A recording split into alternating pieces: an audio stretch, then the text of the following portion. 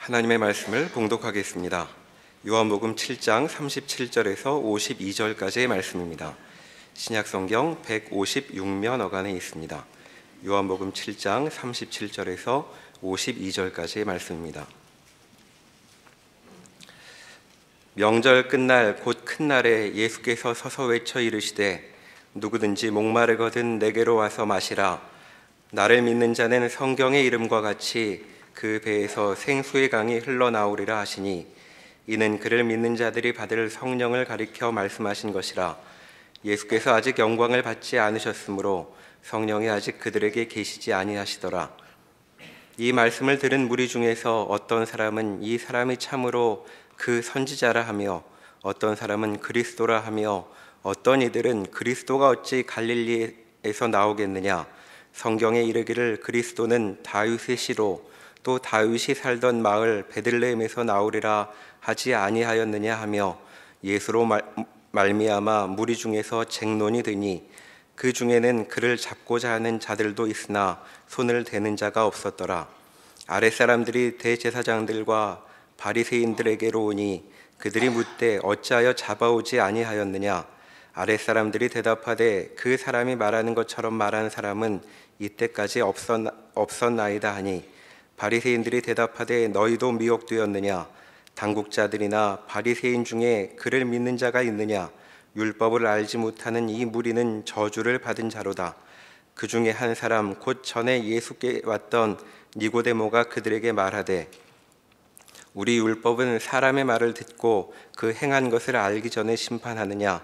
그들이 대답하여 이르되 너도 갈릴리에서 왔느냐. 찾아보라. 갈릴리에서는 선지자가 나지 못하느니라 하였더라. 아멘. 요한복음은 다른 복음서와 아주 다르게 독특한 내용을 담고 있습니다. 다른 복음서들이 예수님의 생애를 그리고 그의 메시아 되심, 초월적이고 또 인간으로 오셔서 증거하시고 우리를 위하여 죽으신 사건을 이렇게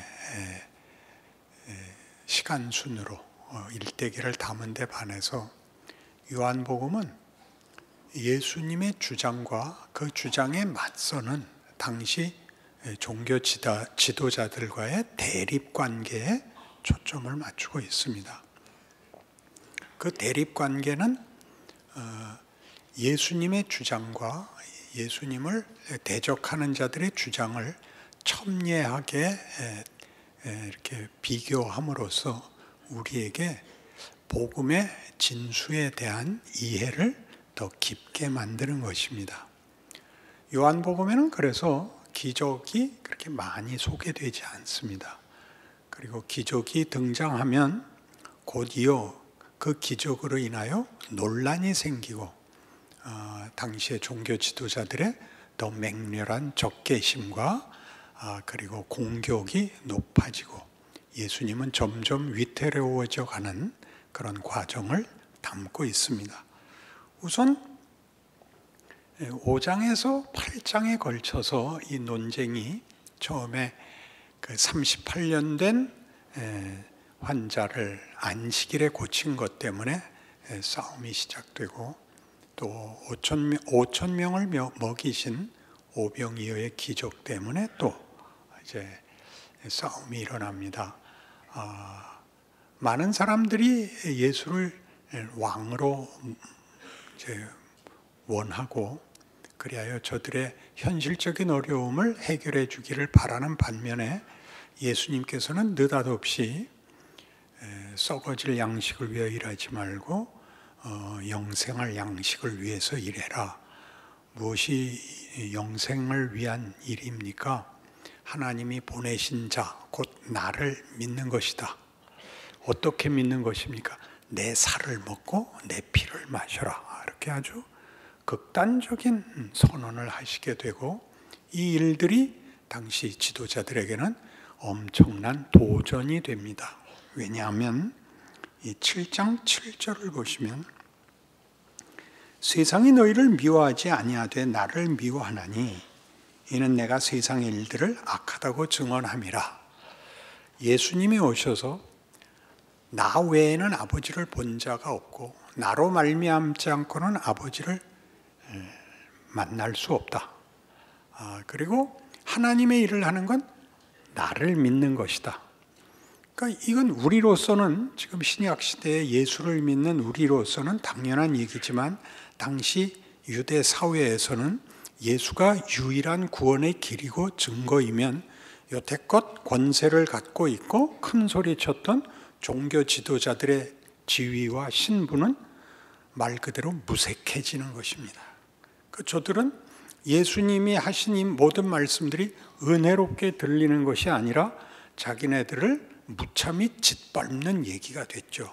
아주 분노합니다. 그래서 19절, 모세가 너희에게 율법을 주지 아니하였느냐? 너희 중에 율법을 지키는 자가 없도다. 너희가 어찌하여 나를 죽이려 하느냐?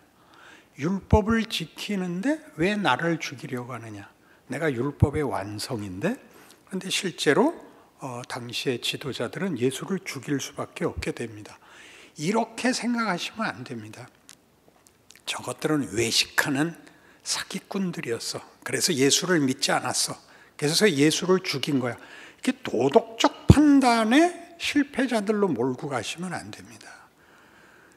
우리는 당시 종교 지도자들이 예수를 못 알아본 것뿐만 아니라 예수에게 적개심을 가진 것이 당연한 거라는 것을 요한복음이 말하고 있다라는 걸 기억해야 됩니다.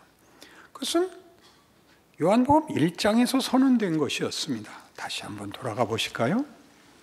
요한복음을 1장이 선언하는 이 말이 뒤에 어떻게 현실로 증거가 되는지 기억해야 됩니다. 제가 1장 1절부터 읽겠습니다.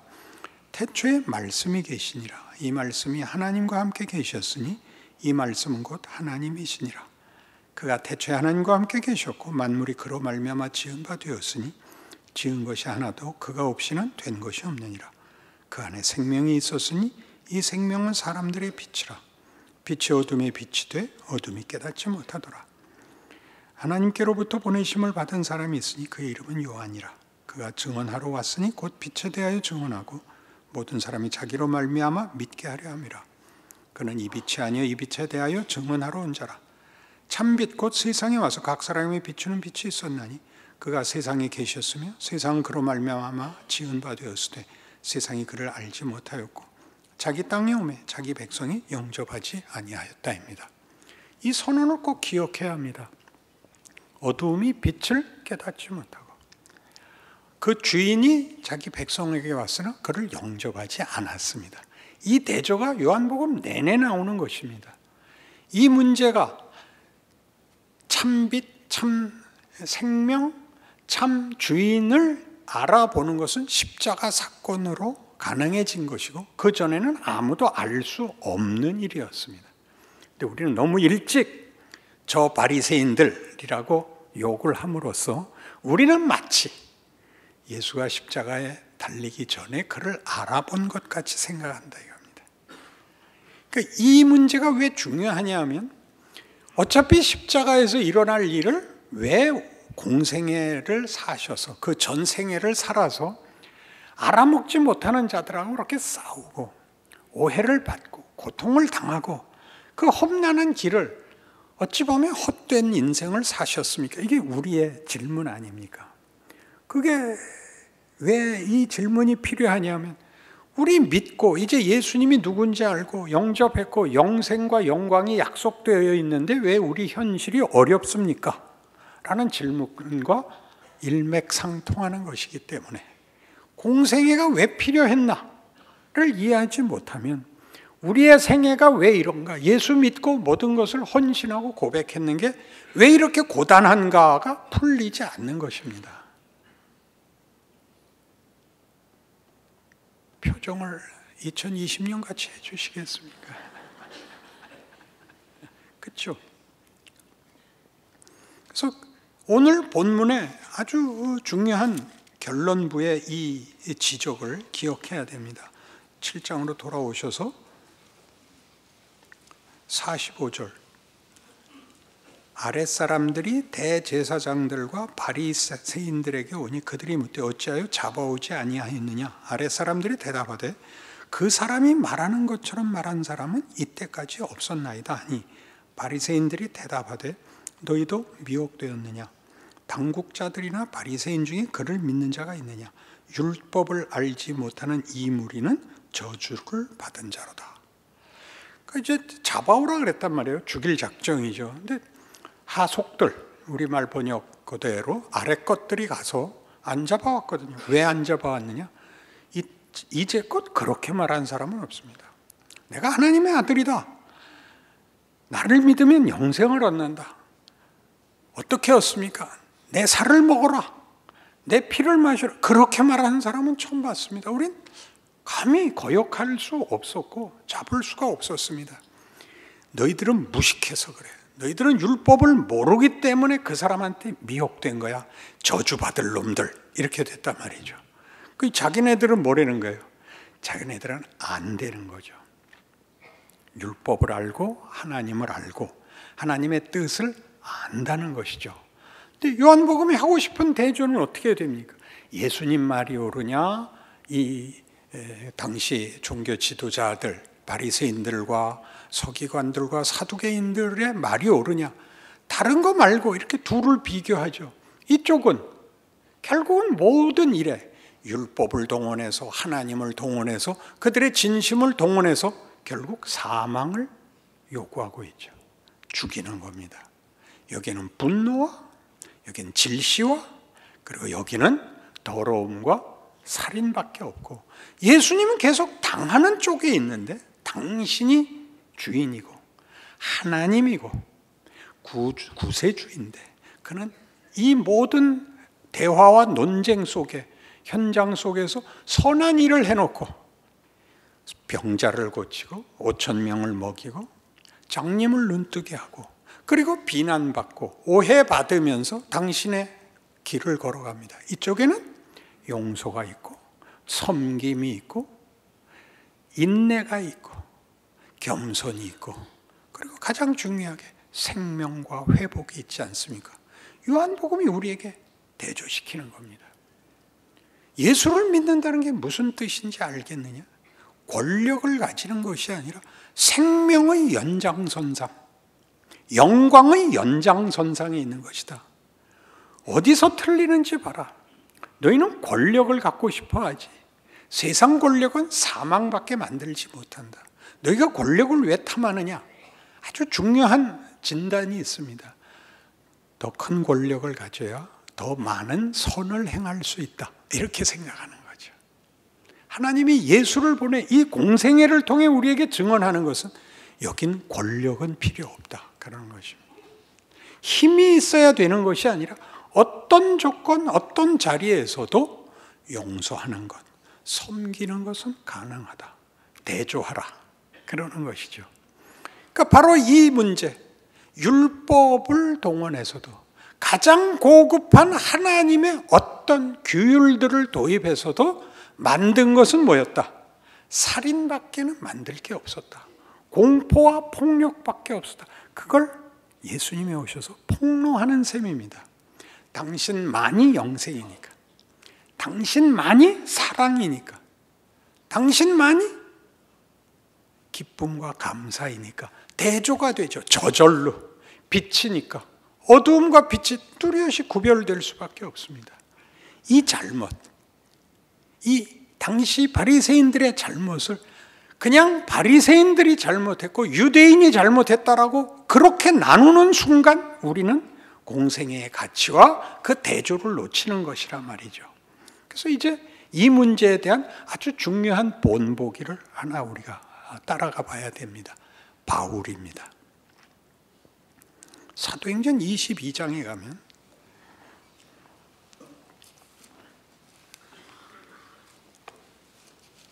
벨릭스 총독 앞에서 바울이 예루살렘에서 체포되어 백성들의 그 폭력 아래에 있을 때 자신을 변호하는 자기 동족들 앞에서 자기를 설명하는 장면이 나옵니다. 사도행전 22장 1절부터 봅니다. 부형들아, 내가 지금 여러분 앞에서 변명하는 말을 들으라. 그들이 그가 히브리 말로 말함을 듣고 더욱 조용한지라. 이어 이르되 나는 유대인으로 길리기아 다소에서 났고 이 성에서 자라 가말리엘의 문화에서 우리 조상들의 율법에 엄한 교훈을 받았고 오늘 너희 모든 사람처럼 하나님께 대하여 열심히 있는 자라. 내가 이도를 박해하여 사람을 죽이기까지 하고 남녀를 결박하여 옥에 넣었노니 이에 대제사장과 모든 장로들이 내 증인이라. 또 내가 그들에게서 다메섹 형제들에게 가는 공문을 받아가지고 거기 있는 자들도 결박하여 예루살렘으로 끌어다가 형벌받게 하려고 가더니 가는 중 다메섹에 가까이 갔을 때 오정쯤 되어 호련히 하늘로부터 큰 빛이 나를 둘러 비치매 내가 땅에 엎드러져 들으니 소리 있어 이르되 사울아 사울아 네가 왜 나를 박해하느냐 하시거늘 내가 다 대답하되 주님 누구시니까 하니 이르시되 나는 네가 박해하는 나사렛 예수라 하시더라. 나와 함께 있는 사람들이 빛은 보면서도 나에게 말씀하시는 이의 소리는 듣지 못하더라. 내가 이르되 주님 무엇을 하리까? 주께서 이르시되 일어나 다메섹으로 들어가라. 네가 해야 할 모든 것을 거기서 누가 이르리라 하시거늘 나는 그 빛의 광채로 말미암아 볼 수 없게 되었으므로 나와 함께 있는 사람들의 손에 끌려 다메섹에 들어갔노라. 율법에 따라 경건한 사람으로 거기 사는 모든 유대인들에게 칭찬을 듣는 아나니아라 하는 이가 내게 와 곁에 서서 말하되 형제 사울아 다시 보라 하거늘 즉시 그를 쳐다보았노라.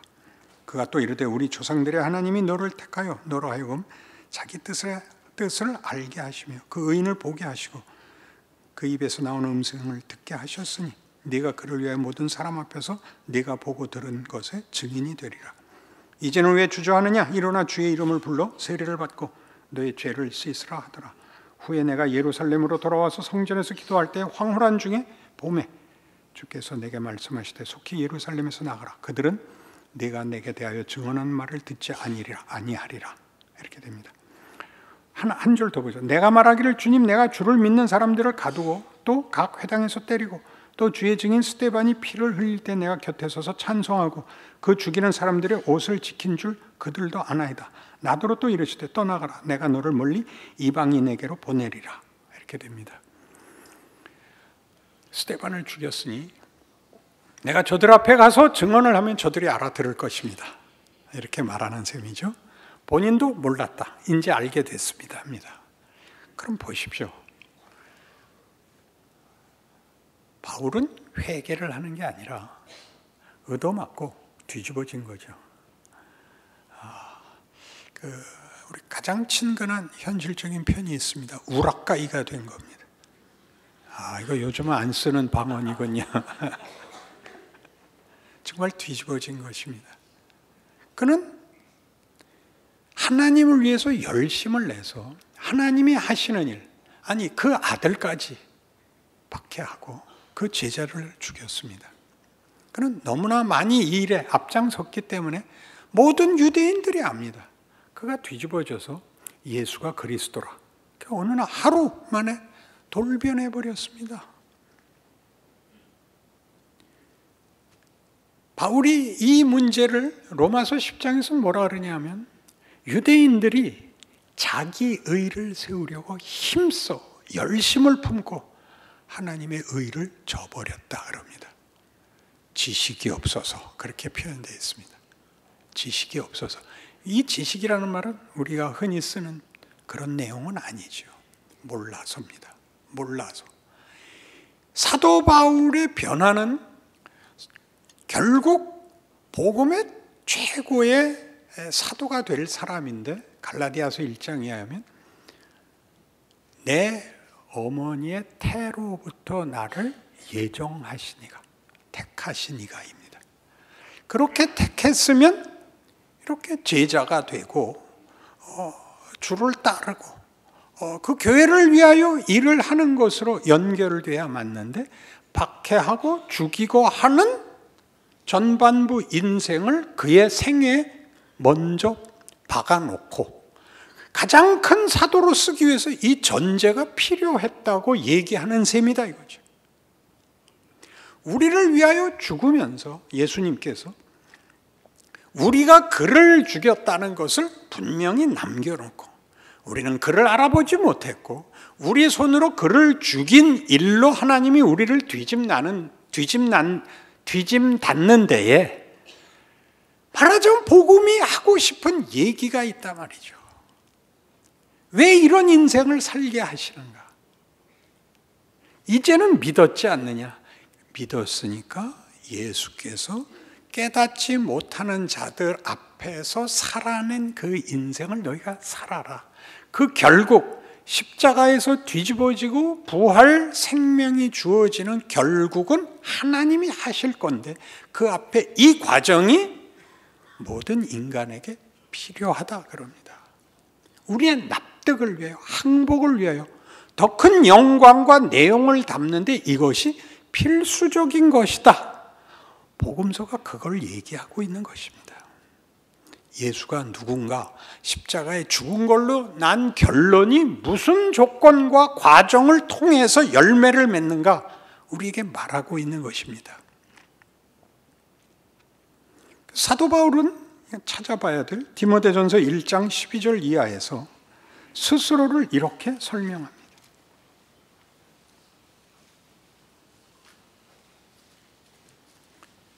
337페이지 디모데전서 1장 12절입니다. 나를 능하게 하신 그리스도 예수 우리 주께 내가 감사함은 나를 충성되이 여겨 내게 직분을 맡기심이니 내가 전에는 비방자요 박해자요 폭행자였으나 도리어 긍휼을 입은 것은 내가 믿지 아니할 때 알지 못하고 행하였음이라. 우리 주의 은혜가 그리스도 예수 안에 있는 믿음과 사랑과 함께 넘치도록 풍성하였도다. 빛보다 모든 사람이 받을 만한 이 말이요 그리스도 예수께서 죄인을 구원하시려고 세상에 임하셨다 하였도다. 죄인 중에 내가 괴순이라. 그러나 내가 긍휼을 입은 까닭은 예수 그리스도께서 내게 먼저 일체 오래 참으심을 보이사 후에 주를 믿어 영생 얻는 자들에게 본이 되게 하려 하심이라. 바울의 자기 그 이해를 여러분 잘 이해하셔야 됩니다. 나도 구원을 받았다. 나 같은 게 대사도가 됐다. 무슨 뜻입니까? 난 20점도 못 받았는데 반장이 됐다. 그런 얘기입니다. 우리가 자책하는 우리는 아마 한 50점쯤 될 거다. 그럼 너희는 나보다 얼마나 낫냐? 이게 사도 바울의 자기 설명입니다. 나는 핍박하고 돌아다닌 사람이다. 나는 예수를 반대했던 사람이다.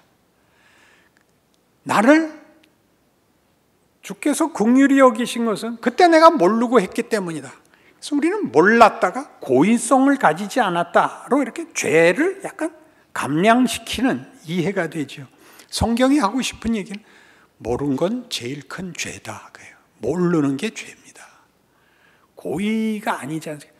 모르는 게 죄입니다. 모르고 열심을 내는 걸 진심이라 합니다. 이게 환장하는 겁니다. 모르면 가만히 있어야 됩니다. 모르는 게 열심을 내면 사고를 치는 겁니다. 여기서 모르는 건 뭐죠? 하나님을 모르는 것이죠. 누가 하나님을 설명하죠? 누가 보이죠? 예수가 보입니다. 그러나 아직 우리는 볼 수 없습니다. 우린 십자가를 거쳐야 우리 눈에 비늘이 떨어지고 죽었던 영혼이 살아날 겁니다. 근데 왜 앞에다 이 일을 해놨다고요? 우리가 우리의 이해와 우리의 기대와 상상으로는 만들 수 없는 것이다라는 걸 계속 못을 박습니다. 계속 못을 박아요. 우리가 인간에게 준 하나님의 영광이 얼마나 큰지 우리가 우리를 스스로 신으로 만들 수 있답니다. 교만하다 그런 소리를 하지 말고 인간의 가치가 능력이 너무 커서 자기 애에 빠질 수 있답니다. 더 커야 된다고 얘기를 하는데 이 더 큰 데로 가는데 제일 큰 방해물이 뭐냐? 우리의 지극함입니다.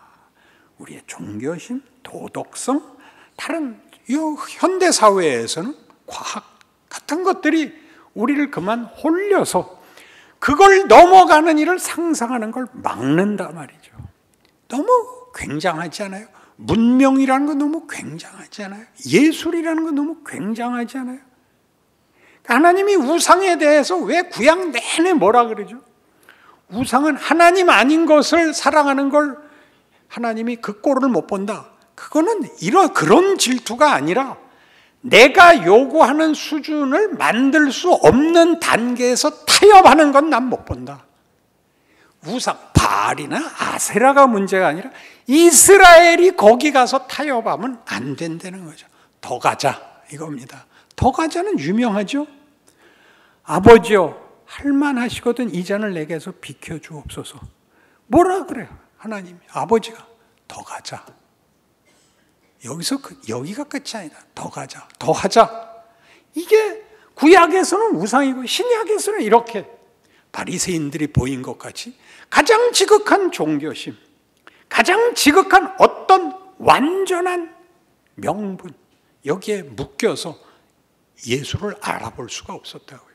인간의 지혜와 인간의 실력으로는 하나님이 하시는 일을 감히 생각할 수가 없어. 이사야가 얘기한 것 같이 우리에게 나타난 하나님, 약속한 하나님의 목적들은 듣도 보도 못한 것들이었다. 이렇게 고백하는 것입니다. 그러니 사도 바울이 나를 들어서 대사도로 쓸 수 있다면 너희들에게는 오죽 더 하겠느냐, 이렇게 얘기하는 것이 바울의 자기 고백이지, 내가 겸손했고 내가 그때는 몰라서 그랬기 때문에 하나님이 나를 용서해 줬다, 이렇게 듣는 것은 바울의 의도와 전혀 다릅니다. 예수님은 우리에게 진리를, 생명을 주시러 오셨습니다. 우리가 가진 예수와 하나님의 의도와 십자가를 거치지 않는 것들, 말하자면 나로 말미암지 않고는 아무도 아버지를 볼 수도 하늘나라에 들어갈 수도 없다라는 말이 가지는 참뜻을 생각해 보십시오. 세상의 가장 큰 명분, 세상에서 가장 아름다운 것도 다 폭력이 됩니다. 그렇지 않습니까? 폭력을 변명하는데 뭐라고 쓴다고요? 진심을 쓴다고요. 폭력을 변명하는데 진심을 써요. 그러지 마시고 그 진심이 무엇을 만드는가 보시라고요. 목사님 인상 쓰시면서 그 얘기를 하시면 안 됩니다. 그렇습니다. 그렇습니다. 뭘 하나 보십시오. 하나님이 죽은 자도 살리겠다. 나를 찌른 자도 구원하겠다. 아버지여 저들을 사하소서. 저들이 자기가 하는 일을 알지 못하니 나다가 쇼란 말입니까? 여러분들 누구를 공격해서 자기를 확인하고 있는가 보십시오. 2000년 기독교 역사 내내 유대인들 욕해서 확인했어요. 믿지 않는 사람들 욕해서 자기 확인하고 치사한 겁니다. 예수의 공생애가 무엇인지를 기억하신다면 지금의 여러분의 조건, 여러분의 현실을 여러분이 책임 있게 기회로 영광으로 누리셔야 맞지 않습니까? 그게 구원입니다. 비참하고 치사하고 부끄러운 인생을 바꾸는 겁니다. 황홀해지는 것이 아닙니다. 책임 있게 하루하루 충성해야 되는 심각한 싸움입니다. 그러나 고급한 싸움이지요. 우리만이 할 수 있는 겁니다. 우리 하고 싶은 기도 많습니다. 지금 결과를 내 입맛에 맞는 것을 폭력으로 요구하고 있는 것은 아닌가 돌아보셔야 됩니다. 기도하십시오. 그리고 여러분 하나하나가 빛이고 소금이라는 예수님의 약속을 기억하는 책임 있는 인생이 되어서 구원을 누리십시오. 구원을 나누십시오. 구원이 능력이 되게 하여 주시옵소서. 기도하십시다. 하나님 아버지, 우리의 진심이 성육신이 되지 않는다면, 구원의 영광이요 생명이 되지 않는다면 거기엔 죽음밖에, 폭력밖에, 공포밖에 없습니다. 그 불안과 그 분노 속에 살던 생애에서 벗어나 희망과 기쁨과 위로가 되도록 우리 인생이 약속되어 있습니다. 지지 않게 하여 주옵소서. 열매 맺게 하여 주옵소서. 누리고 자랑하는 우리 인생이 되게 하여 주옵소서. 부디 우리나라와 우리 자손들이 행복한 나라가 되게 하여 주옵소서. 예수님 이름으로 기도합니다.